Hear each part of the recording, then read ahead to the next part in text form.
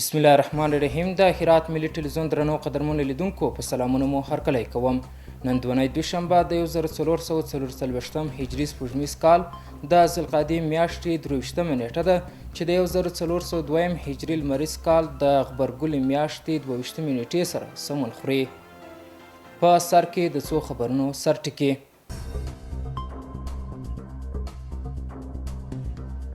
د هرات د علماو د ولایتي شورا د ادارو له رئیسانو سره ناسته او د خلکو د ستونزو په هوارۍ او ښه چلند ټینګار.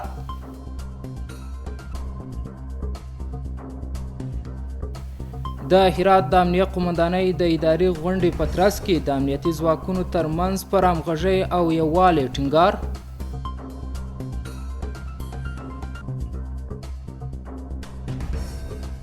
او په لویدیځ حوزه کې د ملګرو ملتونو د ښځو د دفتر له مشرې سره د بهرنۍ اړیکو د دفتر مشر لیدنه.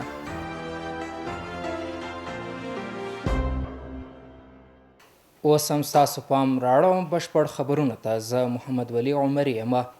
د هرات د ولایتي علماو شورا غونډه د یو شمېر حکومتي ادارو د مسؤلینو او د دغې شورا د غړو په شتون کې جوړه سوه. په دې غونډه کې له مراجعینو او هیوادوالو سره د لا زیات عدالت، شفقت او ښه چلند په اړه بحث او د نظر تبادله وسوه. په دغه پروګرام کې د علماو د شورا یو شمېر غړي او د حکومتي ادارو رئیسان د دا ډول غونډو جوړول هیوادوالو ته د غوره او اغیزمن خدمتونو د وړاندې کولو په برخه کې ارزښتناکه بولي. نور حال په چمتو کړي راپور کې. د هرات د علماو شورا په مرکزي دفتر کې د دې ولایت د بیلابیلو ادارو د رئیسانو او د علماو شورا د غړو په حضور کې غونډه جوړه سوه. په دې ناسته کې په بیلابیلو موضوعاتو لکه له مراجعینو او ښاریانو سره د عدالت، شفقت او ښه چلند په اړه خبرې وسوې. هدف از برگزاری از این نشست توصیه و نصیحت برای رؤسای ادارات امارات اسلامی که علمای شورای ولایتی هرات همینطور ماهوار گاهگاهی جهت نصح و توصیه برادرها و رؤسا را دعوت بکنن برای از اونا در موارد مختلف، موضوعات مختلف شرعی و توصیوی را مطرح بسازند که انشالله در کاربرد و در بسیار پیشبرد امور اداری و بسیار دولتی انشالله بهبودهای خوبی در آینده بهبودی باشه و همون بهبودی هایی که هست حفظ بشه. د یو شمېر حکومتي ادارو رئیسانو او د دې غونډې ګډونوال هم د دې ډول پروګرامونو پیلېدل د مراجعینو او هیوادوالو ته د غوره خدمتونو د وړاندې کولو په برخه کې ارزښتناک بولي. به نظر من جلسات خیلی مفید واقع میشه به خاطری که تذکر و تلنگری است برای موضوعات و جلسه امروز هم بسیار مفید بود. راهنمودهای اعضای محترم شورای علما گرفته شد و شنیده شد. روی موضوع عدالت، شفقت و برخورد نیک و خلق خوب با مراجعه کننده ها و مراجعین صحبت شد. سه موضوع اساسی مطرح شد. یکی که تامین عدالت اجتماعی میان افراد جامعه، دوم بحث شفقت و مهربانی بر مأمورین، مسئولین، مردم، مراجعین و عام مردم، و بحث دیگه هم ایثار و فداکاری در تلاش بیشتر برای مایه گذاشتن از خود برای بهتر شدن کارها و زیادتر از آنچه که مکلفیت‌های رسمی ما هست.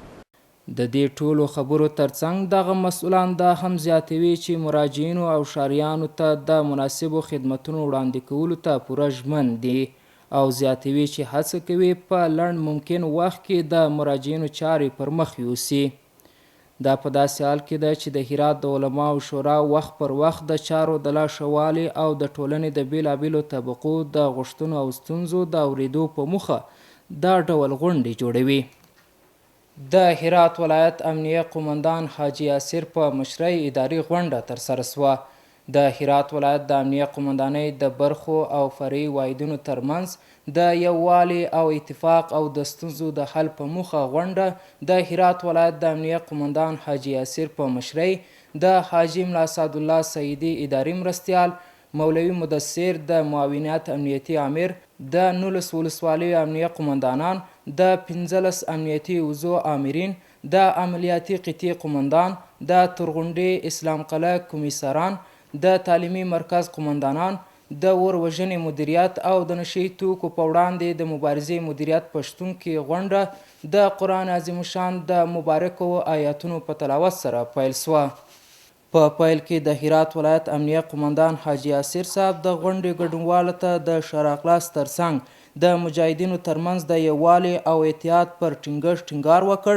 همدارنګه په خپلو ورځنیو چارو کې د امیر المؤمنین حفظه الله تعالی د احکامو او فرمانونو سره سم بنسټیز کارونه ترسره کړي او یادونه یې وکړه چې وظیفه یو الهي امانت دی او د هغه د ادا کولو په برخه کې تاسو باید په صادقانه توګه د اسلامي شریعت سره سم خپل دندې ترسره کړئ. د هرات ولایت د امنیه قمندان د پرسونل د کړنو د وړاندې کولو په ترڅ کې د دغې قمندانۍ د پرسونل څخه مننه او قدرداني وکړه او لازمې لارښوونې وکړې چې هر یو یې د هرات ولایت د شریفو ولسونو د خدمت او د هرات ولایت د ښاریانو د امنیت د تامین په موخه خپل دندې په ښه توګه ترسره کړي، له دوی سره په ښه توګه چلند وکړي. همداراز د هرات ولایت د امنیه قمندانۍ په غونډه کې د ګډون کوونکو په استازیتوب هر یو د خپلو اړوندو څانګو د فعالیتونو د بیانولو پر مهال ژمنه وکړه چې د هرات ولایت شریفو او باعزته خلکو ته ډاډ ورکوو چې د دوی امنیت او خدمت کې به له هیڅ راز هلو ځلو ډډه ونه کړو. د هرات ولایت د بهرنۍ اړیکو د استازولۍ رئیس په لویدیځ کې د ملګرو ملتونو د سازمان د ښځو د دفتر له مشرې سره وکتل. په هرات کې د بهرنۍ چارو وزارت د استازولۍ مشر مولوي شیر احمد عمار په لویدیځ حوزه کې د ملګرو ملتونو د ښځو د دفتر له مشرې اغلې کلیار او د دغه سازمان په مرکزي دفتر کې د چارو له کارپوه سلیمان محقق سره وکتل. اغلې کلیار وویل دغه دفتر له 22 کلونو راهیسې په افغانستان کې د بیړنیو خدمتونو د ښځو لپاره له خصوصي متشبثینو سره د مرستې په برخو کې کار کوي او غواړي چې ښځې په خصوصي سوداګرۍ او نورو برخو کې پراخه ونډه ولري. په هرات کې د بهرنۍ چارو ریاست رئیس مولوي شیر احمد عمار د دغه دفتر له ګټورو فعالیتونو څخه د مننې په څرګندولو سره وویل چې د اسلام مبارک دین د ښځو لپاره ځانګړی ارزښت او د پام وړ ځای لري او دمګړۍ ښځې په هرات کې د ښځو په سوداګرۍ خونې کې تجارت کوي. هغه وویل هیله لرو چې د ښځو د حقونو موضوع سیاسي نسي او په نشهیي توکو روږو میرمنو ته د پاملرنې په برخه کې د دغه دفتر د همکارۍ غوښتنه وکړه. په هرات کې وچکالۍ په دغه ولایت کې للمي حاصلات کم کړي دي. د هرات د کرنې او مالدارۍ ریاست مسؤلان د سږني کال وچکالۍ په اړه اندېښنه ښیي او وایي چې په دغه ولایت کې د حاصلاتو په حاصلاتو کې 80% کموالی راغلی دی. د هرات د کرنې او مالدارۍ رئیس مولوي محمد نسیم سار وایي سږکال د ورښتونو کمښت د حاصلاتو کموالی راوستی دی. په ورته وخت کې د هرات یو شمېر کروندګر له چارواکو غوښتنه کوي چې د سلما بند په خلاصولو سره د وچکالۍ د زیانونو مخه ونیسي. باید وویل سي چې تر ټولو زیات للمي غنم په کوشک کونه، ګلران، کوشک رباطسنګي او یو شمېر نورو ولسوالیو کې کرل کیږي. د هرات ولایت اسلامي امارت د ځواکونو لخوا 10 تنه د نشهیي توکو د پلورلو په تور نیول سوي دي.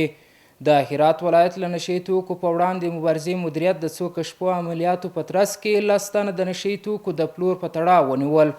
له دغه کسانو څخه یو شمېر نشهیي توکي او یو توپنچه هم ترلاسه سوي او اوس تر څارنې لاندې دي. دغه راز د دوی دوسیې بشپړې عدلي او قضایي ارګانونو ته استول سوي دي.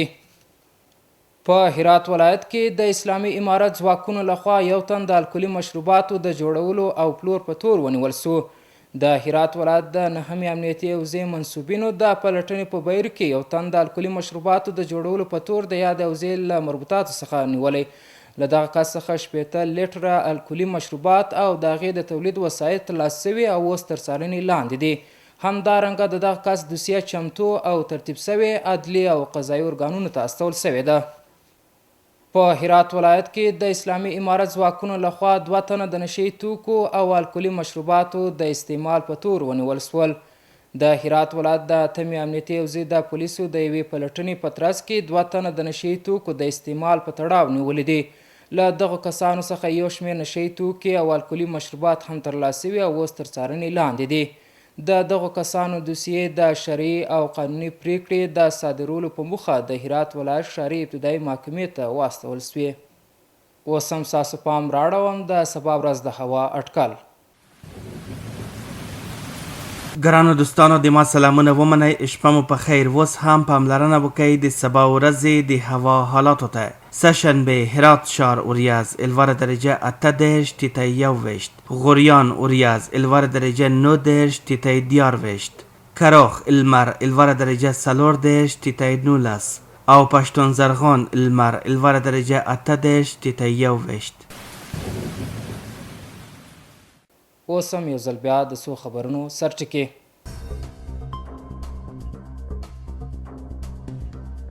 د هرات د علماو د ولایتي شورا د ادارو له رئیسانو سره ناسته او د خلکو د ستونزو په هوارۍ او ښه چلند ټینګار.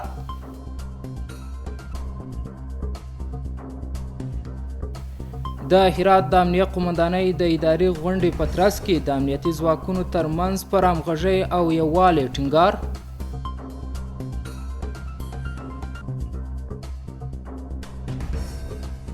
او په لویدیځه حوزه کې د ملګرو ملتونو د ښځو د دفتر له مشرې سره د بهرنۍ اړیکو د دفتر مشر لیدنه.